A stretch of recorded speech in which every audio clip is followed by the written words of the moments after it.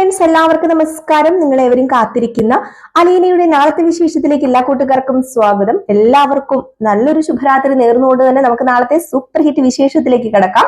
അതിനു മുമ്പായിട്ട് ആരെങ്കിലും നമ്മുടെ ഈ ചാനൽ ആദ്യമായിട്ട് കാണുന്നുണ്ടെങ്കിൽ ഇതുവരെ സബ്സ്ക്രൈബ് ഒന്നും ചെയ്തു വെച്ചിട്ടില്ലെങ്കിൽ തീർച്ചയായിട്ടും ഒന്ന് സബ്സ്ക്രൈബ് ചെയ്തു വെച്ചോളൂ കേട്ടോ. അതിനോടൊപ്പം മാക്സിമം എല്ലാവരും നമ്മുടെ വീഡിയോ ഇഷ്ടപ്പെടുന്നുണ്ടെങ്കിൽ ഒരു ലൈക്കും കൂടി വെച്ചിട്ട് നമ്മുടെ വീഡിയോ കാണാൻ വേണ്ടി ശ്രമിക്കണേ. അപ്പൊ നേരെ ഞാൻ വിശേഷത്തിലേക്ക് കടക്കാണ്. പറഞ്ഞു ബോറാക്കുന്നൊന്നുമില്ല. അങ്ങനെ നമ്മുടെ ശിവശങ്കരനും എത്തിയിരിക്കുകയാണ് മകനെ രക്ഷിക്കാനായിട്ട്. അയ്യോ, നമ്മുടെ കമല പറയുന്നത് കേട്ടിട്ടുണ്ടേ തോന്നും. ഒന്നും അറിയാത്തൊരു പാവം കൊച്ചാണ് ഹരി. ഹരിനെ നിർബന്ധിച്ച് ഇറക്കിക്കൊണ്ട് പോയി രോഹിത് നിർബന്ധിച്ച് മറ്റേ പെങ്കൊച്ചിനെ പീഡിപ്പിച്ചതാണ്, ബലാത്സംഗം ചെയ്യിപ്പിച്ചതാണെന്ന് തോന്നും. എന്തൊരു അവസ്ഥയാണെന്ന് ഓർത്തോണേ. അയ്യോ, കമലേനെ കൈ കിട്ടുകയാണെങ്കിൽ സത്യം പറഞ്ഞാൽ നമുക്ക് വലിച്ചു കീറാൻ തോന്നും. ഇതുപോലെ തള്ളമാര് വളം വെച്ച് കൊടുത്തു കഴിഞ്ഞാൽ പിന്നെ എങ്ങനെ മക്കള് പിഴച്ചു പോകാതിരിക്കും? പിഴച്ചു പോകുമല്ലോ. അതുകൊണ്ട് തന്നെയാണ് നമ്മുടെ ഹരി പിഴച്ചു പോയത്. ഏതായാലും ഈ കമല പറയുന്നതെല്ലാം അങ്ങോട്ട് കേട്ട് വിശ്വസിച്ചിരിക്കുകയാണ് ശിവന് വേറെ പണിയൊന്നുമില്ലല്ലോ. കമല പറയുന്നത് കേട്ട് അങ്ങ് വിശ്വസിക്കേണ്ട വല്ല കാര്യം ഉണ്ടായിരുന്നോ? കമല വളർത്തിയ മകനാണ്. ശിവനാണെങ്കിൽ അങ്ങ് പോയി കിടന്ന് കഷ്ടപ്പെടുന്നു. ഇവിടെ ആണെങ്കിലോ മകന് ആ പൈസ കൊണ്ട് ദൂർത്തടിക്കുന്നു. കമലയാണെങ്കിൽ മകന് കൂട്ടുനിൽക്കുന്നു. പിന്നെ എങ്ങനെയാണ് കുടുംബം നന്നാകുക? കുടുംബത്തിന് പേരുദോഷം ഉണ്ടാകാതിരിക്കുക? അങ്ങനെ നമ്മുടെ മനുവിനോട് ചോദിച്ചപ്പോ മനു പറഞ്ഞു, എനിക്ക് ഈ നാട്ടക്കേസിലൊന്നും ഇടപെടാൻ പറ്റത്തില്ല. മാത്രമല്ല, ഒരു പെങ്കൊച്ചിനെ പീഡിപ്പിച്ച് അമ്മ പറയുന്നതൊക്കെ കേട്ടിട്ട് അമ്മ പറയുന്നതെല്ലാം അതേപടി അനുസരിച്ചിട്ട് അച്ഛൻ മുന്നോട്ടേക്ക് പോകാൻ നോക്ക്. ഒരു കാര്യം ഞാൻ പറഞ്ഞിരിക്കാം. അച്ഛന് ഇന്ന് പത്രത്തിൽ വന്ന വാർത്ത കണ്ടായിരുന്നോ? അച്ഛൻ വാർത്ത കണ്ടിട്ടാണോ അച്ഛൻ ഇതൊക്കെ പറയുന്നത്? അമ്മ പറയുന്നതെല്ലാം വെള്ളം തൊടാതെ വിഴുങ്ങ എന്നുള്ളതല്ല. അച്ഛന് വേറൊന്നും അറിയത്തില്ലേ? ഞാൻ കാണിച്ചു തരാം എന്നും പറഞ്ഞ പത്രം എടുത്ത് കയ്യിൽ അങ്ങ് പിടിപ്പിച്ചിട്ടേ, അതെ ഇതൊന്ന് വായിച്ചു നോക്ക്, എന്നിട്ട് അച്ഛൻ തീരുമാനിക്കുക. അമ്മ പറയുന്നത് വിശ്വസിക്കണോ വേണ്ടയോ എന്നൊക്കെ. ഭാര്യ പറയുന്നത് കേൾക്കുകയൊക്കെ ചെയ്യണം. അത് ഇതുപോലെയുള്ള കാര്യങ്ങളാകരുത്. മനുഷ്യന് നാണം കെട്ടിട്ട് വെളിയിലിറങ്ങി നടക്കാൻ പറ്റത്തില്ലാത്തൊരവസ്ഥയാണ്. എന്നിട്ട് നിന്ന് പറയുന്നത് കേട്ടില്ലേ? പീഡനം എല്ലാ ദിവസവും നടക്കുന്നുണ്ട്. 6 ഒരെണ്ണമേ പുറത്താകുന്നുള്ളൂ. എങ്ങനെയാ അമ്മ ഇങ്ങനെ ന്യായീകരിക്കാനായിട്ട് അമ്മയ്ക്ക് തോന്നുന്നത്? ഏതായാലും മകനെ രക്ഷപ്പെടുത്താൻ മാക്സിമം അങ്ങോട്ട് ശ്രമിക്കുക. ഇപ്പൊ രക്ഷപ്പെടും, ഇരുന്നോ എന്നും പറഞ്ഞിട്ട് അങ്ങ് പോയപ്പോഴത്തേക്കും ഇവനില്ലെങ്കിലും കൂടപ്പുറത്ത് സ്നേഹമില്ല. ഇപ്പൊ നിങ്ങക്ക് മനസ്സിലായില്ലേ?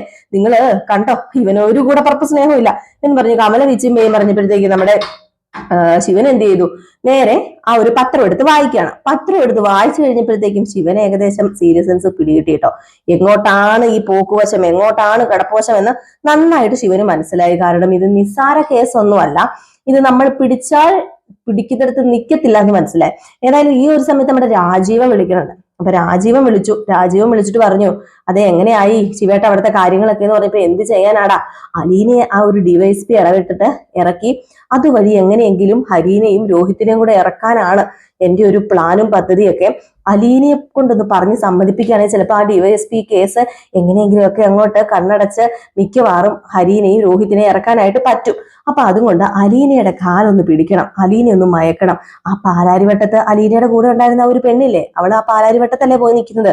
എന്തോ ഗ്രേസിയോ മാമച്ചനോ എന്നൊക്കെ പറയുന്നത് കേട്ടു. ഇവരാരും നമുക്ക് പരിചയമില്ലെങ്കിലും മനുവിനെ അറിയാമേ. മനു അവിടെ പോയിട്ടുണ്ടെന്നേ. പക്ഷേ മനു അമ്പിലും വില്ലിലും അടുക്കുന്നില്ല. നീ ഒരു കാര്യം ചെയ്യ് രാജീവ, നീ ഒന്ന് പറഞ്ഞു നോക്കിയേ. നീ മനുവിനെ ഒന്ന് പറഞ്ഞ് മനസ്സിലാക്കിപ്പിച്ച് നോക്ക്. അങ്ങനെയാണെങ്കിൽ ഒരുപക്ഷേ മിക്കവാറും നമ്മുടെ മക്കള് രക്ഷപ്പെടും. ഇല്ലെങ്കിൽ ഇത് വലിയ നാറ്റക്കേസൊക്കെയാ. എങ്കിലും തെറ്റ് അവരുടെ ഭാഗത്തൊക്കെ ആണെങ്കിലും ഒന്ന് ഓർത്തു നോക്കിയേ. നമ്മുടെ മക്കളുടെ ഭാവിയല്ലേ. ഇവിടെ ഇളയ ആൺതരിയല്ലേ, അവന് തലമുറ നിലനിർത്തേണ്ടതല്ലേ. എന്തൊക്കെയാണെങ്കിലും ആ ഒരു പ്രായത്തില് ഇവന്മാരങ്ങനെ ചെയ്തു പോയി. ഇനിയിപ്പോ നമുക്ക് എന്താ ചെയ്യാൻ പറ്റും? നമുക്ക് കോമഡിയല്ലേ നോക്കാൻ പറ്റത്തുള്ളൂ എന്ന് പറയുമ്പോഴത്തേക്കും രാജു പറഞ്ഞു ഫോൺ കട്ട് ചെയ്ത്, ഞാൻ മനുവിനെ ഒന്ന് വിളിക്കട്ടെ, ഞാൻ ഇന്ന് സംസാരിക്കാന്ന് പറഞ്ഞുകൊണ്ട് നമ്മുടെ മനുവിനെ രാജീവൻ വിളിക്കുകയാണ്. രാജീവനെ കൊണ്ട് വിളിച്ച് പറയിപ്പിക്കുകയാണ് ശിവനെ നേരിട്ട് പറയാൻ മടി നമ്മുടെ മനുവിനോട്. കാരണം അച്ഛനാണെന്നൊന്നും നോക്കത്തില്ല, ചിലപ്പോ നല്ലത് കിട്ടും മനുവിന്റെ കയ്യിൽ നിന്ന്. അതുകൊണ്ട് രാജീവൻ വിളിച്ചിട്ട്, ഹലോ മനു, നീ എറണാകുളത്തേക്ക് പോയില്ലേ എന്ന് ചോദിച്ചപ്പോഴത്തേക്ക്, എങ്ങനെ ഇവിടെ നിന്ന് ഇറങ്ങാനാ? ഇവിടെ നിന്ന് ഇറങ്ങാൻ പറ്റുന്ന സിറ്റുവേഷൻ ആണോ? അറിഞ്ഞോ? എല്ലാം അറിഞ്ഞു കാണുമല്ലോ. ഇവിടെ മക്കളെല്ലാം കാണിച്ചു വെച്ചിരിക്കുന്ന എല്ലാം അറിഞ്ഞു കാണുമല്ലോ. എല്ലാം അറിഞ്ഞു. ഇനിയിപ്പോ എന്ത് ചെയ്യാനാ? വന്നത് നമ്മൾ നേരിടുക, അല്ലാതെ വേറൊന്നും ചെയ്യാൻ പറ്റില്ലല്ലോ മനു. അല്ല നമ്മുടെ അലീനെ ഏതോ ഒരു ഡിവൈഎസ്പി രക്ഷിച്ചെന്നോ, അവർക്ക് ഡിവൈഎസ്പി ആയിട്ട് ഇച്ചിരി പിടിബലം ഉണ്ടെന്നോ ഒക്കെയോ അറിയുന്നത് കേട്ടല്ലോ. അല്ല നമ്മുടെ മനു എന്നല്ല നമ്മുടെ അലീനയ്ക്ക് അവരുമായിട്ടൊരു ബന്ധം ഉണ്ടെന്നൊക്കെ ഇങ്ങനെ പറഞ്ഞു കേട്ടല്ലോ. ആ വഴി നമുക്ക് ഇവരൊന്ന് ഇറക്കിയാലോ എന്നിങ്ങനെ ചോദിച്ചു. അപ്പോഴത്തേക്കും മനു പറഞ്ഞു, എന്താ എന്താ എന്താ അങ്കിൾ എന്താ ഈ പറയുന്നത്? അങ്കിൾ എന്നല്ലല്ലോ, ചെറിയച്ഛൻ അങ്ങോട്ടല്ലേ വിളിക്കുന്നത്, ഇളയച്ചനോ ചെറിയച്ഛനോ, എന്താ ഈ പറയുന്നത്? ഡിവൈഎസ്പിനെ കൊണ്ട് ഇറക്കിക്കാന്നല്ലേ? നല്ല ബുദ്ധിയായി. ഇത് പറഞ്ഞു തന്നതേ എന്റെ അച്ഛനായിരിക്കും. അച്ഛൻ എന്നോട് പറഞ്ഞതായിരുന്നു ഒന്ന് ഇറക്കിക്കാന്. എന്റെ പൊന്നങ്കിളെ, അങ്കിൾ എന്ത് കണ്ടിട്ട് എന്ത് കേട്ടിട്ടാ ഈ കിടന്ന് ന്യായീകരിക്കാൻ നിൽക്കുന്നതും മക്കളെ ഇറക്കാൻ നിൽക്കുന്നതും? അതെ, ഇത് ചില്ലറ കേസൊന്നും അല്ല. ഈ കേസ് ഇവിടെ ഒന്നും നിക്കത്തുമില്ല. ഒരു പെങ്കൊച്ചിനെ പട്ടാപ്പകല് കൂട്ടിക്കൊണ്ട് പോയിട്ട് മയക്കുമരുന്നോ എന്തോ കൊടുത്തിട്ട് അവന് 4 പേര് കൂടി അതിനെ അതിക്രൂരമായിട്ട് ബലാത്സംഗം ചെയ്ത കേസ് ഇവിടെ നിൽക്കുന്ന അങ്കിളിന് തോന്നുന്നുണ്ടോ? അങ്കിൾ എന്തൊക്കെയാ വിളിച്ച് പറയുന്നത്? അലീനെ പോലീസ് കൊണ്ടുപോയി തെളിവെടുക്കാനാ? അല്ലാതെ അലീനെ കുറ്റം ചെയ്തിട്ടല്ല കൊണ്ടുപോയത്. ആഹാ, അലീനയെ ഇറക്കണം എന്നുണ്ടെങ്കിൽ അതിന് തക്കതായ കാരണമുണ്ട്, ന്യായമുണ്ട്. ന്യായമുള്ളത് കൊണ്ടാണ് ഡിവൈഎസ്പി അലീനയുടെ കൂടെ നിന്നത്. അല്ലാതെ ഒരിക്കലും ന്യായമില്ലാത്ത കേസിനല്ല നിന്നതെന്ന് പറയുമ്പോഴത്തേക്കും മനു അതൊക്കെ ശരിയായിരിക്കാം, ന്യായമോ അന്യായമോ എന്തു ആയിക്കോട്ടെ മോനെ, പക്ഷെ നീ ഒന്ന് ഓർക്കണം, നമ്മുടെ കുടുംബത്തിലെ പിള്ളാരാ 2 പേര്. നീ ഒന്ന് ഓർത്തു നോക്കിയേ, അവരുടെ ഭാവി, അവരുടെ ജീവിതം, അതൊക്കെ ഇനിയുള്ള കാലം 10-52 കൊല്ലമൊക്കെ ജയിലിൽ കിടക്കാന്ന് പറഞ്ഞാല് അവരുടെ ഭാവിയൊക്കെ നീ ഒന്ന് ആലോചിച്ചു നോക്ക്. കഴിഞ്ഞതോ കഴിഞ്ഞു, പോയതോ പോയി. എങ്ങനെയെങ്കിലും പൈസ കൊടുത്ത് ഒതുക്കി തീർക്കാനുള്ള കേസാണെങ്കിലേ നമുക്ക് അങ്ങനെ അങ്ങ് ചെയ്യാം.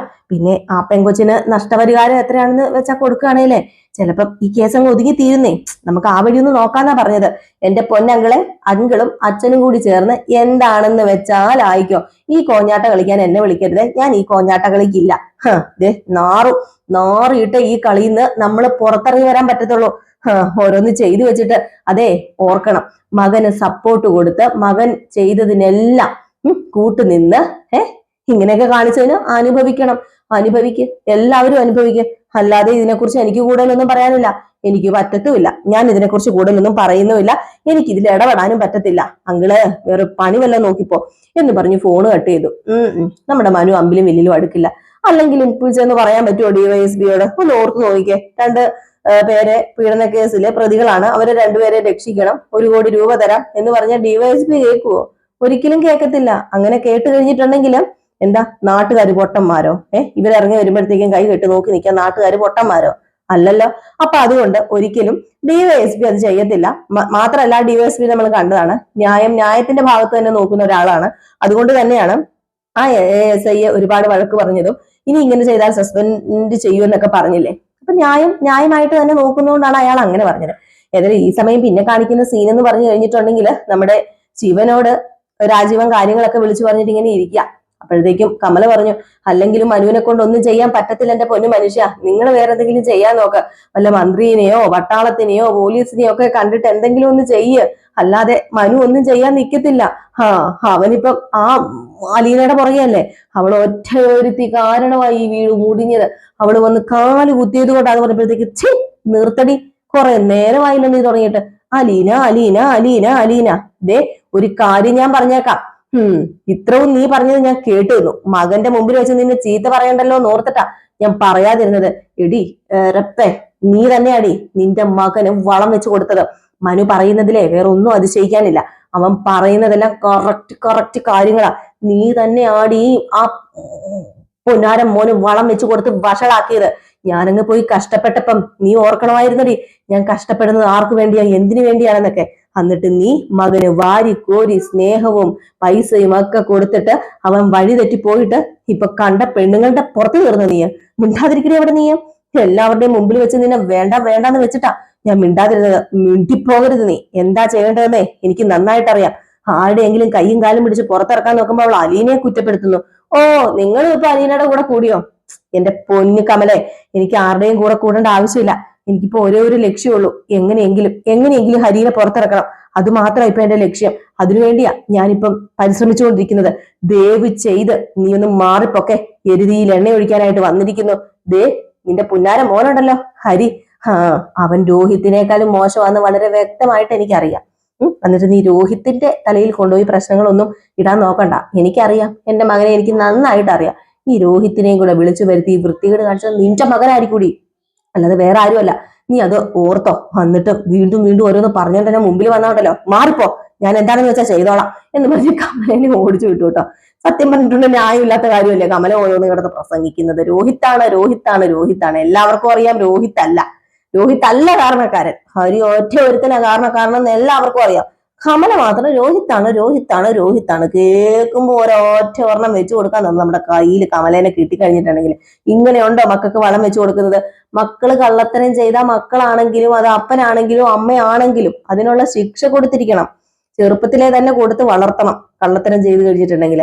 അതുപോലെ തന്നെ അവര് നേർവഴിക്കല്ലെങ്കിൽ അത് നേർവഴിക്കാക്കണം. അതൊരു അപ്പന്റെ അമ്മയുടെ ഉത്തരവാദിത്വമാണ്. ഇപ്പൊ അപ്പനില്ല എങ്കിൽ ഒരു അമ്മയുടെ ഉത്തരവാദിത്വമാണ്. ആവശ്യമുള്ളതൊക്കെ മേടിച്ചു കൊടുക്കണം, അവരുടെ ആവശ്യമുള്ള കാര്യങ്ങളൊക്കെ ചെയ്ത് നിറവേറ്റി കൊടുക്കണം. പക്ഷേ ഇത് ഇച്ചിരി കൂടി പോയില്ലയോ? ഇതുപോലെ കൊഞ്ചിച്ച് ലാളിച്ച് വളർത്തി വലുതാക്കി ഇങ്ങനെ ഇരിക്കട്ടെ. എന്നാലും അതൊക്കെ അവിടെ ഇരിക്കട്ടെ, കഥയിൽ ചോദ്യമില്ല. ഏതായാലും ഇത് കഴിഞ്ഞ് പിന്നെ കാണിക്കുന്ന സീൻ എന്ന് പറഞ്ഞാല് നമ്മുടെ അലീന പോവാണ് കേട്ടോ ബാലചന്ദ്രനെ കാണാൻ വേണ്ടി. അങ്ങനെ അലീന പോകുമ്പം നമ്മുടെ കൃഷ്ണമോളോട് ഓരോ കാര്യങ്ങളൊക്കെ പറഞ്ഞ് ഏൽപ്പിക്കുന്നുണ്ട്. ആരും വന്നാലും വാതിൽ തുറക്കരുത്, കല്ലേറോ എന്തെങ്കിലും ഒക്കെ ഉണ്ടായിട്ടുണ്ടെങ്കിൽ കൊച്ചാനങ്ങരുത്, അകത്ത് തന്നെ ഇരുന്നോണം. ഞാൻ ഏതായാലും അച്ഛനൊന്ന് പോയി കണ്ടിട്ട് വരട്ടെ. മാത്രമല്ല അച്ഛന്റെ ഫോണും ഇവിടെ ഇരിക്കല്ലേ, അച്ഛന് ഫോണും ഒന്ന് കൊടുത്തേക്കാം എന്ന് പറയാണ്. അങ്ങനെ നേരെ നമ്മുടെ അലീന ബാലചന്ദ്രനെ കാണാൻ വേണ്ടി പോവുകയാണ്. അങ്ങനെ അവിടെ ചെല്ലുന്നു. അവിടെ ചെന്ന് കഴിയുമ്പോഴത്തേക്ക് നമ്മുടെ ബാലചന്ദ്രൻ അലീനയെ കണ്ട ഉടനെ വല്ലാത്തൊരു നിസ്സഹായാവസ്ഥയാണ് കേട്ടോ. ബാലചന്ദ്രന്റെ മുഖം കാണുമ്പോൾ അലീനയ്ക്ക് സഹിക്കുന്നില്ല. അലീന ചെന്ന ഉടനെ തന്നെ അച്ഛൻ വല്ലതും കഴിച്ചോ എന്നാ ആദ്യം ചോദിച്ചത്. എന്ത് കഴിക്കാനാ, വയറ് നിറഞ്ഞിരിക്കല്ലേ മോളെ, എന്തെങ്കിലും ഈ തൊണ്ടയുടെ താഴേക്ക് ഇറങ്ങോ? ഇല്ലെന്നേ, ഒന്നും ഇറങ്ങില്ല. അത് പിന്നെ അച്ഛാ എന്ത് ചെയ്യാനാ, നമുക്ക് എന്ത് ചെയ്യാൻ പറ്റും? അല്ല മോളെ, നിനക്ക് എന്തെങ്കിലും ചെയ്യാൻ പറ്റുമോ? നമ്മുടെ നിന്നെ വെളിയിൽ ഇറക്കിയ DYSP ആ പുള്ളിക്കാരൻ എന്തെങ്കിലും ചെയ്യാൻ പറ്റുമോ എന്ന് നമ്മുടെ അലീനയോട് ബാലചന്ദ്രനെ ചോദിക്കാണ് കേട്ടോ. ഇത് കേട്ട് കഴിയുമ്പോഴത്തേക്കും അലീന പറഞ്ഞു, എന്താ അച്ഛൻ ഈ പറയുന്നത്? അച്ഛനൊന്ന് ഓർത്തു നോക്കിക്കേ. എനിക്കാ ഈ അവസ്ഥ ഉണ്ടായിരുന്നതെങ്കിൽ, അല്ലെങ്കിൽ അച്ഛന്റെ 2 മക്കൾക്ക് ഈ അവസ്ഥ ഉണ്ടായിരുന്നെങ്കിൽ, അല്ലെങ്കിൽ പോട്ടെ കൈതക്കൽ നിരഞ്ജനയ്ക്ക് ഈ അവസ്ഥ ഉണ്ടായിരുന്നെങ്കിൽ എല്ലാവരും വെറുതെ ഇരിക്കുമായിരുന്നോ? ഒരു പെങ്കൊച്ചിന്റെ ജീവിതമല്ലേ അവന്മാരും 4 പേരും കൂടെ ചുട്ടരിച്ചത് ഒരു മിനിറ്റ് നേരത്തെ സുഖത്തിന് വേണ്ടി. അല്ലേ അച്ഛൻ ഇങ്ങനെയൊക്കെ ചെയ്തത്? അച്ഛനോട് പറയാൻ പറ്റുന്ന വാക്കല്ലെന്ന് എനിക്കറിയാം, പക്ഷെ പറയാതിരിക്കാൻ വയ്യ. ദേ ആ ശരണ്യ എന്ന് പറയുന്ന പെണ്ണിലൂടെ ഞാൻ കാണുന്നത് ആരെയാണെന്നറിയാമോ? എന്നെ തന്നെയാ. അന്ന് എനിക്ക് മനഃശക്തി ഉള്ളത് കൊണ്ട്, മനക്കരുത്തുള്ളത് കൊണ്ട് അന്ന് അവന്മാര് 2 പേരും എന്നെ നശിപ്പിക്കാൻ ശ്രമിച്ചപ്പം ആ കത്രിക ഉള്ളത് കൊണ്ട്, എന്തോ ദൈവത്തിന്റെ ഭാഗ്യം കൊണ്ട് ഞാൻ പിടിച്ചു നിന്നു. അല്ലായിരുന്നെങ്കിൽ ഇന്ന് ഒരു ശരണ്യായി മാറിയേനെ ഞാന്. ഇല്ലായിരുന്നു അച്ഛാ ആ ശരണ്യെ. അച്ഛന് എങ്ങനെ തോന്നുന്നു അച്ഛാ അവർക്ക് നീതി മേടിച്ചു കൊടുക്കാതിരിക്കാൻ വേണ്ടി? ഇല്ല, ഒരിക്കലും അച്ഛൻ അങ്ങനെ ചിന്തിക്കരുത്. അച്ഛൻ വളരെ താന്നു പോകും. അച്ഛന്റെ മകനൊക്കെയാണ്, എന്റെ ആങ്ങളെയാണ്, എല്ലാം ശരിയാ. പക്ഷെ തെറ്റല്ലാതാവില്ലല്ലോ അച്ഛാ. തെറ്റ് ചെയ്തവൻ ശിക്ഷ അനുഭവിക്കണ്ടേ അച്ഛാ? അതുകൊണ്ട് ഒരിക്കലും വേറെ ആരും പറയുന്നൊന്നും അച്ഛൻ കേൾക്കരുത്. അച്ഛൻ ഞാൻ പറയുന്നത് കേൾക്കണം. തെറ്റ് ചെയ്തിട്ടുണ്ടെങ്കിൽ അവർക്ക് ശിക്ഷ കിട്ടിയിരിക്കണം. അതല്ലേ നമുക്ക് ആ പെങ്കൊച്ചിനോട് ചെയ്തു കൊടുക്കാൻ പറ്റുന്ന ഏക കാര്യം. ആ പെങ്കൊച്ചിന് എത്ര പ്രതീക്ഷയോട് കൂടിയായിരിക്കും അവളുടെ വീട്ടുകാർ വളർത്തിക്കൊണ്ട് വന്നത്. നമ്മുടെ കൃഷ്ണമോൾക്ക് ഇങ്ങനെ പറ്റിയ നമ്മൾ സഹിക്കുവോ? ഭവിതയ്ക്ക് പറ്റിയ നമ്മൾ സഹിക്കുവോ? ഒരിക്കലും ഇല്ലച്ച. അതുകൊണ്ടാ പറയുന്നത്, എന്റെ അച്ഛൻ മാറരുത്. ആര് പറഞ്ഞാലും മാറരുത്. അവർ തെറ്റ് ചെയ്തിട്ടുണ്ടെങ്കിൽ ശിക്ഷിക്കപ്പെടട്ടെ, ഇല്ലെങ്കിൽ അവർ രക്ഷപ്പെടും. അങ്ങനെ വിശ്വസിക്കാൻ നമുക്ക് എന്നൊക്കെ പറയുന്നുണ്ട്. ഏതായാലും അലീനയുടെ ഈ വാക്കുകൾ കേട്ടിട്ട് ബാലചന്ദ്രന് പിടിച്ചു നിൽക്കാൻ പറ്റുമെന്നൊന്നും അറിയില്ല. കാരണം ഒരച്ഛനെ അച്ഛന്റെ വേദന അറിയത്തുള്ളൂ. മക്കൾ എന്ത് തെറ്റ് ചെയ്താലും ഒരടി കൊടുത്താലും എന്ത് ചെയ്താലും അത് കഴിയുമ്പോഴത്തേക്കും അച്ഛന്മാർക്ക് മക്കള് തന്നെയല്ലേ, വാരി പുണർന്ന് സ്നേഹിക്കും. അത് അങ്ങനെയാണ്. ഏതായാലും തെറ്റൊക്കെ ചെയ്തു, പക്ഷേ പൊറുക്കാൻ നമ്മുടെ ബാലചന്ദ്രനും വൈജയ്ക്കും ഒക്കെ കഴിയത്തുള്ളൂ. സ്വന്തം മക്കള് തെറ്റ് ചെയ്താൽ പൊറുക്കാൻ അച്ഛനമ്മമാർക്കല്ലേ കഴിയത്തുള്ളൂ. പിന്നെ അപ്പം നമുക്ക് അതിൽ കൂടുതൽ തർക്കിക്കേണ്ടതില്ല. ഏതായാലും നമുക്ക് കാണാം എന്തൊക്കെയാ സംഭവിക്കാൻ പോകുന്നത്. അപ്പൊ എല്ലാവരും കാത്തിരിക്കട്ടെ. അപ്പൊ അടിപൊളി വിശേഷമാണ് ഓരോ ദിവസവും വന്നുകൊണ്ടിരിക്കുന്നത്. അപ്പൊ നാളത്തെ പ്രമവിശേഷമാണ് ഞാൻ പറഞ്ഞിരിക്കുന്നത്. അപ്പൊ ഫുൾ വിശേഷമായിട്ട് രാവിലെ കാണാം. അപ്പൊ എല്ലാവർക്കും വീണ്ടും നല്ലൊരു ശുഭരാത്രി നേർന്നുകൊണ്ട് നിർത്തുന്നു. Tata, bye bye. ലൈക്ക് അടിക്കാൻ മറക്കരുതേ.